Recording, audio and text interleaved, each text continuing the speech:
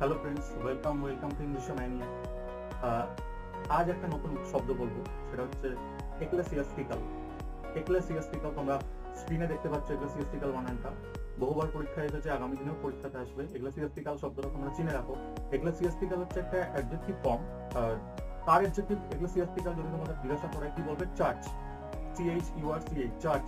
Church আমরা যে church যেটা আমরা জানি আর কি, সেই চার্চ হচ্ছে নাম। চার্চের অ্যাডজেক্টিভ ফর্ম যদি তোমাদের জিজ্ঞাসা করে, অবশ্যই সেটা হচ্ছে এক্লেসিয়াস্টিক্যাল। তোমাদের জন্য প্রশ্ন থাকছে, সেটা হচ্ছে বিশপ।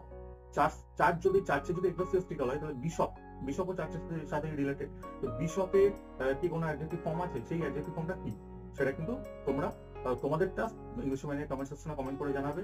আর এই অ্যাডজেক্টিভ ফর্মগুলো কিন্তু বারবার বলছি, এগুলো কিন্তু তৈরি করো, কারণ এগুলো বিভিন্ন রকম পরীক্ষাতে বা ইন্টারভিউতে কিন্তু প্রশ্ন আসে। তো আবার দেখা হবে পরবর্তী ভিডিওতে। Till then all the best, keep learning English ম্যানিয়াতে। শুভ রাখো।